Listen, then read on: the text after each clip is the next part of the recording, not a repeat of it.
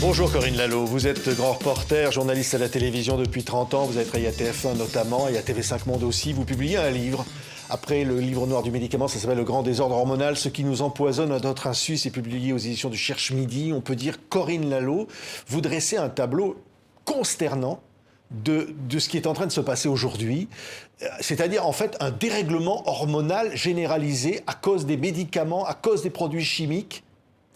C'est un dérèglement général qui touche aussi bien les humains que la faune. Et c'est un dérèglement qui a commencé déjà depuis les années 60. Donc il y a déjà eu des alertes qui ont été lancées dans les années 60. Normalement, on ne devrait pas être dans cet état. On est dans une situation de santé qui est complètement dégradée. Avec l'augmentation des maladies de longue durée, des maladies de civilisation, des maladies chroniques.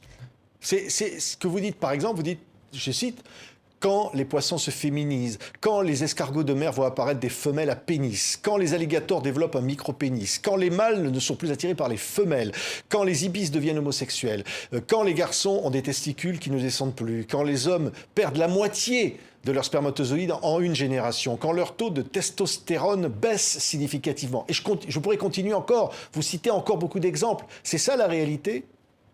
C'est ce qui a été observé et tout ce qui est écrit dans le livre est écrit à partir d'études scientifiques qui ont été menées. Il y a eu des études scientifiques qui ont été menées sur les alligators en Floride, qui ont montré que des alligators qui avaient grandi dans un milieu contaminé dans un lac avaient un pénis qui était de 24% en longueur inférieur à des alligators qui avaient été élevés dans un milieu sain.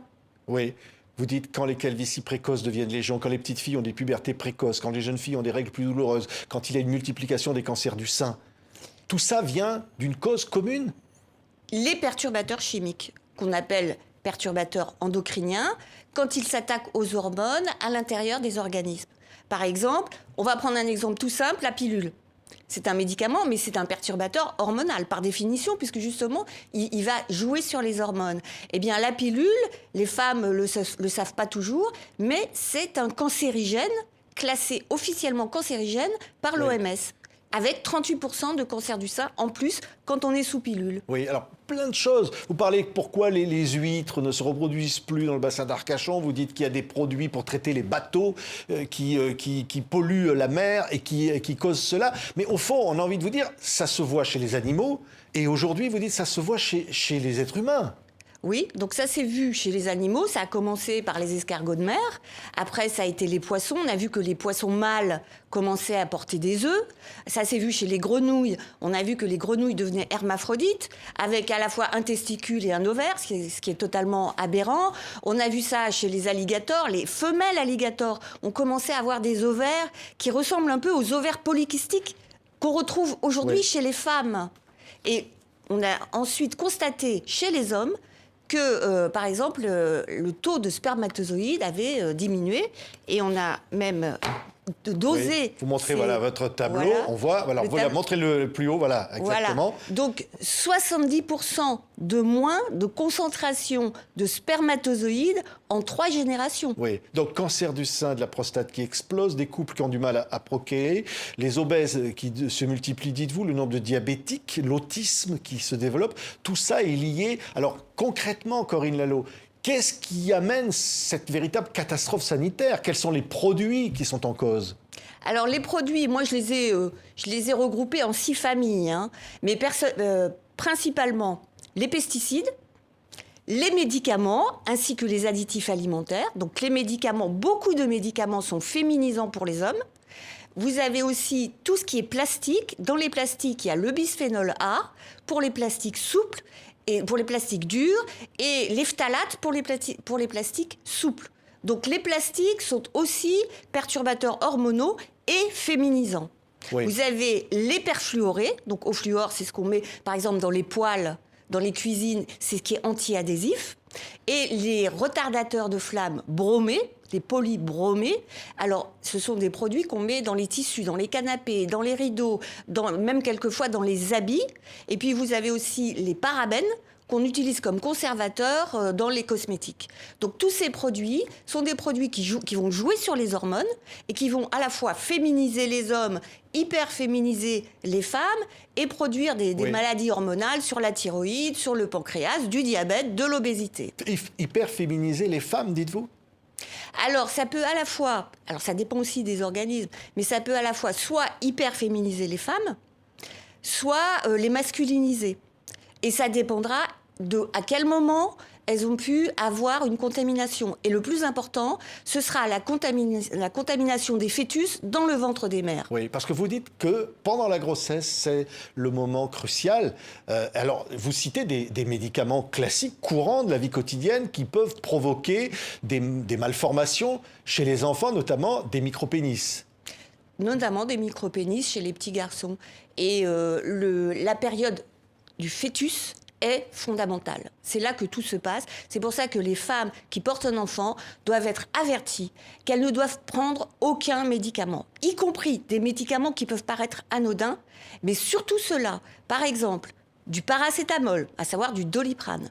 Le paracétamol, il a été prouvé que le paracétamol féminise les petits garçons lorsque la maman en prend quand elle est enceinte du petit garçon. Et les femmes françaises sont 70% à prendre du paracétamol quand elles sont enceintes, alors que, par exemple, les Danoises ont été mises au courant qu'elles ne doivent pas le faire. Donc, elles ne le font pas. C'est un véritable scandale, tout ce que vous nous révélez là. Parce qu'au fond, on devrait être informé de ces situations-là. Pourquoi on ne l'est pas ?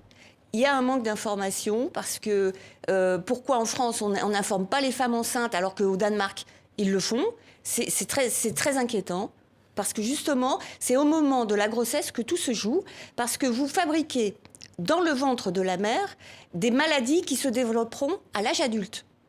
Donc c'est ce qu'on appelle les maladies d'origine fétale.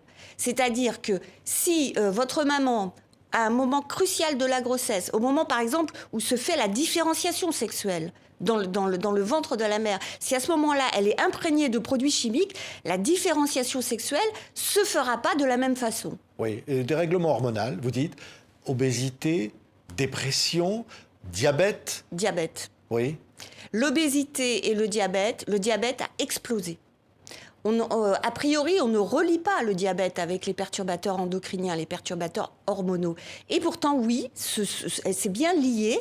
Et on peut même fabriquer une souris diabétique ou une souris obèse en lui inoculant des produits chimiques qui sont des perturbateurs hormonaux. Oui. Cette situation que vous décrivez, derrière, il y a des intérêts économiques. Parce qu'au fond, vous racontez comment l'agriculture utilise des produits chimiques pour améliorer la rentabilité. Tout ça, finalement, c'est l'économie qui triomphe sur la santé publique. Oui, et malheureusement, c'est souvent l'économie qui gagne. Et il faut absolument inverser cette situation parce que ça joue sur la santé publique, les pesticides. Même là, en période de confinement, on a recommencé à autoriser des pesticides sur les betteraves, des herbicides même, des désherbants comme le glyphosate sur les betteraves, alors qu'on est en train de lutter contre ces produits chimiques. D'un autre côté, on les réintroduit à travers l'agriculture et à travers les additifs alimentaires avec les produits alimentaires ultra transformés. Donc il faut vraiment prendre conscience qu'il faut une révolution si on ne veut pas aller vers une disparition des espèces. Parce que les insectes ont déjà énormément disparu, les oiseaux, il y a beaucoup, certains batraciens, beaucoup de batraciens disparaissent et on dit « Oh, c'est la faute, t'as pas de chance ». Non, c'est la faute à beaucoup de produits chimiques qui sont déversés dans la nature et qui agissent de façon chronique, non pas aiguë pour tuer les grenouilles, mais chronique en les empêchant de se reproduire normalement. Oui, oui. Le vaccin anti-Covid, évidemment, on parle du bénéfice-risque. On dit, effectivement, le Covid tue tous les jours. Vous dites aussi que le vaccin est un perturbateur hormonal ? Le vaccin anti-Covid de Pfizer ou Moderna, selon les textes même fournis par les laboratoires aux agences régulatrices comme l'EMA, l'Agence du médicament européenne, ils disent eux-mêmes que normalement, la protéine spike qui est produite à partir du vaccin par le corps lui-même, normalement, elle doit plus ou moins rester à l'endroit de l'injection du vaccin. Mais en fait, on la retrouve partout dans les organes. On la retrouve dans le cerveau et on la retrouve dans le foie. On les retrouve également, et c'est là où il y a un effet hormonal, dans les ovaires et dans les testicules. Et dans les ovaires, ça a un effet délétère sur la formation des follicules et des ovules. Donc il serait dangereux de vacciner des enfants, selon vous, Corinne Lallot? De toute façon, on est toujours dans un produit qui est expérimental. C'est un produit qui est en phase d'essai clinique. Donc, en matière d'essai clinique, il faut être très très prudent. Les essais cliniques ne seront finis qu'en 2023. Donc il faut une extrême prudence avec un produit qui est expérimental. On n'utilise pas dans une vaccination de masse un produit qui est expérimental. Ça n'a jamais été fait. C'est aberrant. Oui. Vous dites, au-delà de tout cela, qu'est-ce qu'il faudrait faire? On peut changer son mode de vie? Ne plus prendre de médicaments quotidiens, se nourrir de produits exclusivement vérifiés, c'est très compliqué finalement. Oui. Alors, avant d'en venir à cette question, je voudrais rajouter sur la question du Covid, il y a une étude au Danemark qui a montré que plus vous êtes contaminé avec des perfluorés, donc des perfluorés, c'est ce qu'il y a dans les poêles par exemple, eh bien, plus vous êtes contaminé avec ces produits-là, plus vous faites des Covid graves. Vous voyez? Donc, le système hormonal a aussi un lien avec le système immunitaire. Donc, si vous protégez votre système hormonal, eh bien, vous allez être moins sujet à attraper des virus ou à développer des Covid graves à partir de ces virus. Oui. Mais c'est là où vous me posez la question. Effectivement, il y a moyen de se défendre en réduisant l'apport de produits chimiques tout au long de la journée. Et je donne toutes les clés dans le livre. Oui, parce que c'est vrai qu'on pourrait dire, Corinne Lallot, que les facteurs aggravants du Covid, que sont l'obésité, le diabète, sont aussi des facteurs provoqués, dites-vous, par ces perturbateurs hormonaux. Exactement. C'est-à-dire que, qu'est-ce que c'est qu'un Covid ou quelqu'un qui est malade qui se trouve en réanimation? C'est pas juste un virus, c'est surtout un hôte, la personne qui va recevoir un virus, et comment le système hormonal et le système immunitaire, conjointement avec le système nerveux, vont négocier ce virus, comment ils vont l'intégrer et comment ils vont faire en sorte que l'organisme ne tombe pas malade. Et si votre organisme est sain, eh bien, le virus n'a aucun poids sur vous. C'est pour ça que 99,9% des gens ne font pas de Covid grave. C'est une maladie qui ne touche pas la grande majorité des gens. Les personnes qu'elle touche, ce sont des personnes qui sont affaiblies à cause d'un organisme qui est lui-même malade, beaucoup de comorbidités, et souvent à cause de ces maladies hormonodépendantes que sont le diabète, l'obésité, et il y a d'autres maladies comme l'autisme, et il y en a d'autres comme l'allergie et l'asthme, auxquelles on ne pense pas, mais qui sont aussi liées aux perturbateurs endocriniens. Oui. Donc au fond, vous dites, parfois on dit que ces maladies-là sont faute à pas de chance. C'est un peu ce qu'on dit parfois. Il y a la naissance, on est comme ça. Mais vous dites, il y a véritablement une origine externe.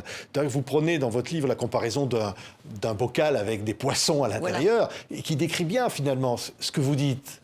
Oui, c'est-à-dire que quand le poisson devient malade, ça ne sert à rien d'aller lui donner des médicaments. Ça ne sert à rien de dire « Ah ben on va vacciner le poisson ». Non, il faut changer l'eau et lui redonner une eau saine, non contaminée, qui va lui permettre d'avoir une bonne santé naturellement. Merci. C'est possible. Merci. C'est possible. Oui. Et il faut le savoir que c'est possible simplement en faisant attention à son mode de vie. Merci, Corinne Lallot. Tout est dans le livre. C'est une très grande enquête. Ce qui nous empoisonne à notre insu, publié aux éditions du Cherche Midi. En toute transparence, le grand désordre hormonal. Merci, Corinne Lallot, d'avoir été avec nous. Merci.